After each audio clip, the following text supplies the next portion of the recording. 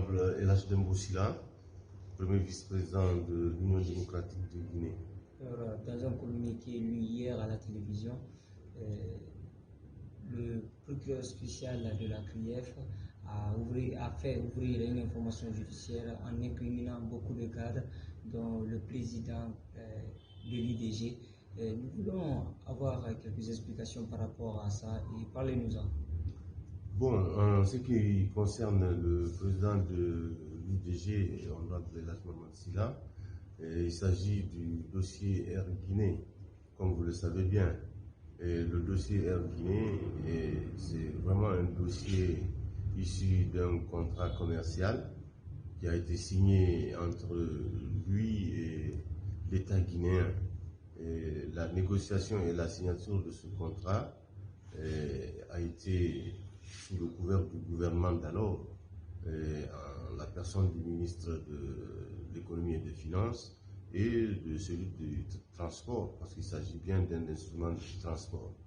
Et vous savez bien que le contrat est un acte juridique, mais commercial, privé, et l'État a décidé, d'abord de la part de la première personnalité, le chef de l'État, le général Conté, de vendre l'avion, et il a chargé les préposés de l'administration, les hauts fonctionnaires qui devaient s'occuper de ça. Ça se passe comme ça des milliers de fois dans le monde entier, dans les pays.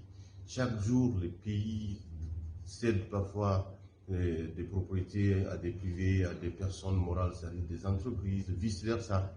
Donc, de notre point de vue, un contrat signé comme ça en 2002, lorsque le propriétaire de l'objet a décidé de se débarrasser sous la forme du contrat synallagmatique de vente, et quelqu'un s'est présenté désireux d'acquérir la chose, c'est ce qui s'est passé. À partir de cette conclusion, le transfert de propriété est acquis lorsque le prix de la chose est payé et le transfert physique de l'objet est fait à l'acheteur. C'est ce qui s'est passé. Donc, il y a eu beaucoup de spéculations à propos, et c'est pourquoi je souhaiterais maintenant que, au niveau du juge d'instruction prochain qui sera chargé de ça, qu'il puisse vraiment dire le droit. Et de mon point de vue, et de ce que moi j'ai vu dans ce courrier, qui est dans ce contrat, qui ne ressemble qu'à tous les contrats au monde, les contrats de vente, franchement, ça a été instrumentalisé ici depuis l'accession de Tadis au pouvoir. Vous avez vu ici comment ils invitaient les gens qui sont impliqués dans des dossiers comme ça au camp Lafayette. Tout le monde a suivi ça. C'était un moyen d'intimidation vis-à-vis des grands opérateurs économiques, des politiques, ou certains qui étaient impliqués dans les deux cas politiques et économiques. Bon, ça n'a pas cessé, ça a été soumis souvent à des audits, des contre-audits, des rapports, des notes d'information, mais tout ça autour d'un sujet, à mon avis,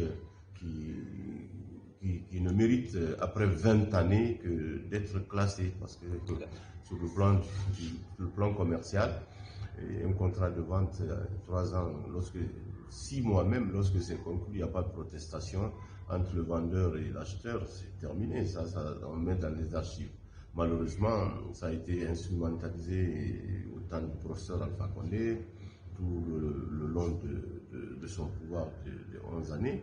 Et si nous voyons encore au temps du CNRD, c'est les mêmes dossiers depuis de 20 ans qui ressurgissent, alors que nous avons vraiment des dossiers imminents, des dossiers très nouveaux dans ce domaine-là, par lesquels je crois qu'on devrait commencer.